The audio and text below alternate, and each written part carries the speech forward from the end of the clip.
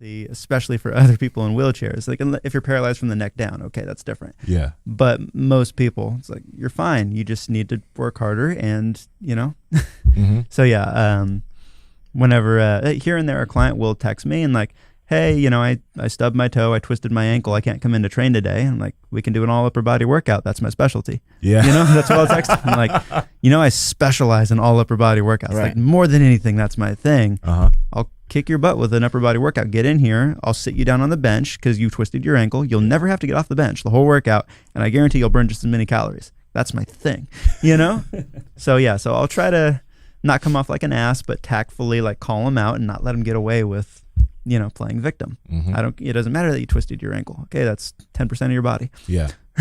Yeah. So. Wow.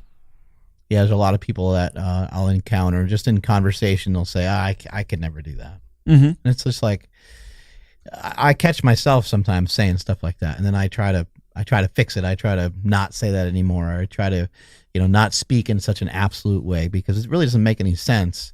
When someone's talking about like a fitness plan or nutrition, or maybe they want to learn a certain skill, I could never do that.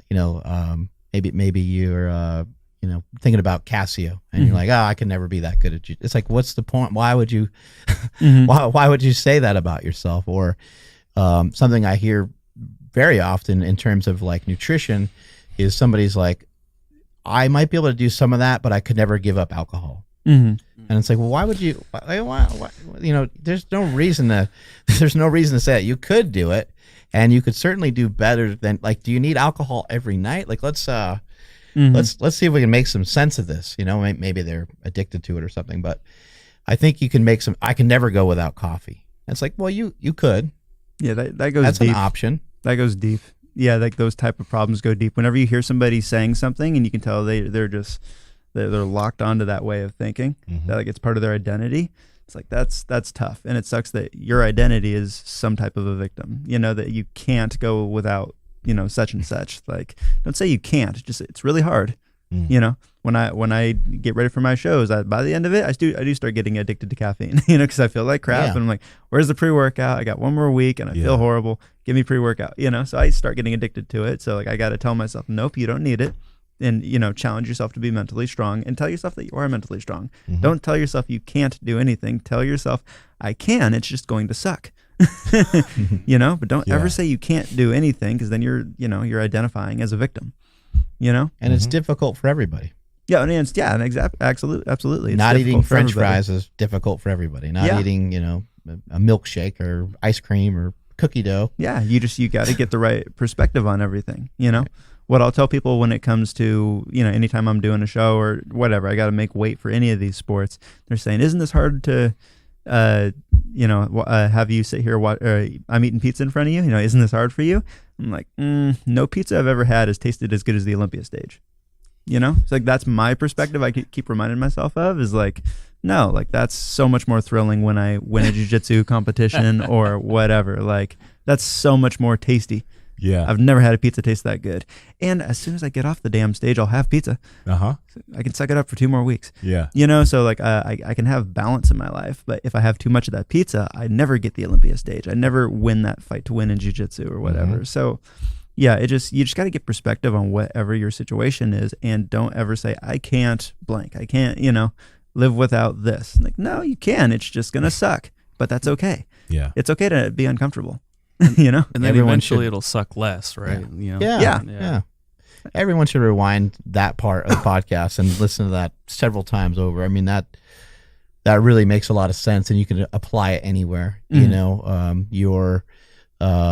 Your ability to not go out on the weekends and waste a lot of time doing things that just aren't going towards your goals. And then you end up, getting your black belt in jiu-jitsu faster, and you reach your goals, or you end up making the money that you want to make, or you end up in the relationship that you want to be, whatever it is, whatever thing you're working towards, whatever the thing is you're working towards. Because I think it's just hard. It's hard because that immediate pleasure of having, that pizza, or that immediate pleasure of just slacking off, just being like, I'll just fucking do it tomorrow. And with that, I mean, with the pizza, I've had it before. It tastes good, but I've had that experience before. I don't know what it feels like that when you had your record lifts. Right. When you put the weight down, you're like, I got the lift. I don't know what that feels like. I want to know what that feels like. That like I'm at an elite level in whatever sport, you know? I want to know that taste. You know, I know what the pizza taste is like, you know, and it's not the most amazing thing in the world, you know, so it's just keeping that perspective on it that, you know, go get a taste you've never had before, you know. Are there any habits you have or things that you do that you think allow you to continue to push yourself so well? Or are there things that are just staples in just terms of your daily habits? I think I could probably name like a lot of them, but one of the biggest ones that I'll talk to people about is you have to be intentional about your motivation. Don't wake up and just, I'm motivated today, so I'll go kick butt today. And you wake up the next day, I'm not motivated, so I'm just not motivated. It's a wasted day. Like, no, every day wake up and motivate yourself. Like, be intentional about seeking out the motivation, you know? So just a couple weeks ago, I got up and I intended to eat breakfast and go to the gym. As I'm cooking my breakfast, I was watching West Side vs. the World. So by the time I was done with eating breakfast, I'm like, let's do this. I'm fired up after watching that. You know what I mean? So just like put on music, put on, you know, a YouTube video, put on something that motivates you if you're not motivated that particular morning, and find your motivation. Seek it out if you don't organically have it that particular morning. You know, and do that every single day for 20 years straight. Now you're successful. You know, don't just let life happen to you though.